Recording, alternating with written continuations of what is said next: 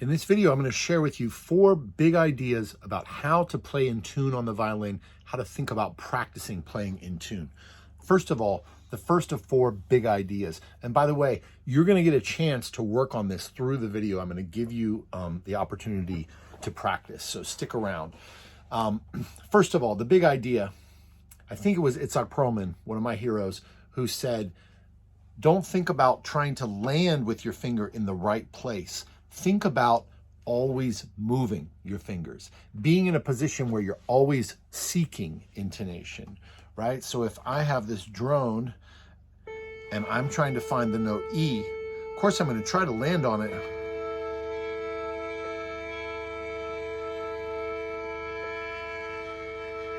But my fingers are always moving. Very slightly. So this basic idea of just being willing and able to always move your finger and feeling that you're always in a constant state of fluidity. I'm going to give you a chance to try this really briefly with this drone. But before I do, I want to give you the second idea, which is that when you start to practice intonation, try to use octaves and unisons first. These are going to be the easiest intervals. After that, you're going to use fifths and fourths. So let's use this D, and you can try to play a unison.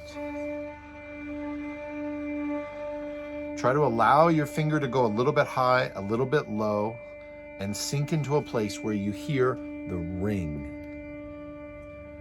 Try it with a unison or try it with an octave. Allow your finger to roll a little flat, a little bit sharp, and then find the ring. Now try it with a fourth or a fifth. You can go a fourth above, or a fourth below, or you can go a perfect fifth below or a perfect fifth above. Just try it briefly if you want. Let's go to another drone tone for you. Again, you can use octaves and unisons are going to be the easiest intervals to find that ring. I'll let these drones go more at the end of the lesson so you can practice all of these concepts. Again, you can use octaves and unisons. These are going to be the easiest ones to hear that ring that you're looking for. Then perfect fifths and perfect fourths, whether you're below the drone or above. After that, you can try for thirds and sixths. So we have major thirds and minor thirds. Here's a major third, which is also a minor sixth. And you have minor thirds and major sixth. As I said, these are going to be a little bit harder to hear than octaves, unisons, or fourths and fifths. After that, you have minor sevenths, which are very much like, major second, which is the same as a minor seventh. And then after that, you've got your minor sevenths, minor seconds, and tritones. So here's a minor second, or here. And then you've got major seventh,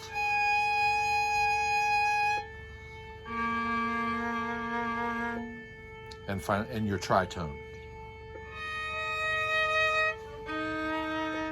All of those intervals are going to be harder to play in tune, and so that's my second biggest point. Now, my third point is going to be about how you practice intonation. So if I'm practicing a scale against a drone, and by the way, you can use one drone or you can try to trigger like multiple drones if you want. I'm using a loop pedal here. but there's probably a lot of ways to get drones. You can even just push it on a piano, or you can play a drone for yourself and record yourself and then use that. Or use open strings.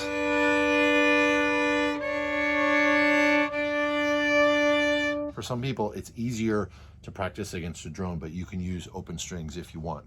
Now, what I was going to say is, as I'm playing a scale slowly against this drone, what I want to do is we start on the first note, go to the second note, roll the finger until we find the ring. But then don't go on from there. What you want to do here now is you want to go back.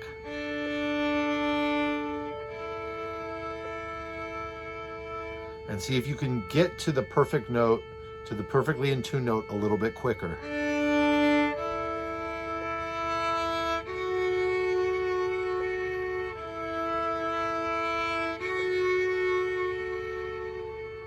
Every time you do this, you want to keep going back.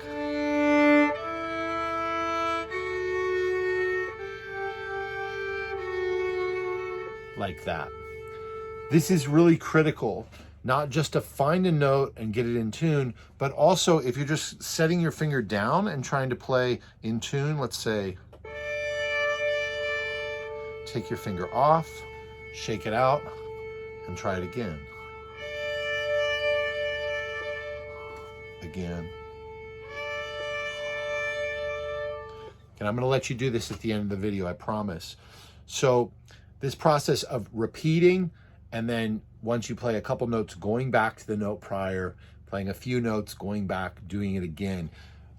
Again, always keeping this awareness of moving, of being fluid, of adjusting my fingers, all right? Now, the fourth big idea that I'm going to share about intonation is that in order for us to have that fluidity in our hand, we want to be supporting the violin with our hand, but not grabbing. So we don't want to have our thumb too high. This is going to make it harder for us to move our hand. We want to have our thumb down a little bit lower like this, so that the violin is resting a little bit on this fleshy part of the thumb. And it's stabilized by having this finger here, or this joint here. But there's air. There's air down here. It's not like this. There's air. I don't know if you can see that air. And so there's the stabilization from this, and there's resting on the fleshy part of this thumb right here. Can't really see it. And this is how we have a loose hand. But this is really carrying the instrument. We're not holding the instrument with our neck. We're not carrying the weight. That's why it's always good to have your violin at least parallel to the ground, or even a little bit higher, and that lets you know that it's your arm that's carrying the weight. So those are the four big ideas around playing in tune. And now what I'm going to do is give you the drones, and I'm going to review for you and help you be able to practice this on your own. So I'm going to give you this drone. Try playing some unisons or octaves with this, and just rolling your finger a little sharp, a little flat, until you find the perfect ring. Then when you're ready, try some fifths and fourths. Perfect fifth above, perfect fourth above. Perfect fifth below, perfect fifth and fourth below. Then try major thirds, minor thirds, major sixths, minor sixths. Those are going to be a little bit tricky. You're going to second guess yourself sometimes. And if you want, you can try minor sevenths, major seconds, and then major sevenths, minor seconds, and tritones. I'll give you another drone here. If you want, over here, you can try to play a scale underneath. Remembering, find your first note, then reset. Find that first note again. Reset. Find it until you get a little bit quicker to get it. Then move one to the next note, trying to get that perfect ring. Go back, do it again. Slowly. Listening for every note that you play to create a ring. When it aligns perfectly with the drone, you'll hear the ring. I'm going to let this drone play out, so that you can practice with it for the next minute or two. And before I do, just want to say thanks for stopping by. Make sure to check the links here. Like this video. If you like it, hit like, and make sure to subscribe because I'm putting out multiple videos every week. Don't forget to check out some of the play along lessons as well as the other technique videos, and let me know what you're looking for. So until next time, happy practicing. Now here's your drone. Go ahead and practice your intonation.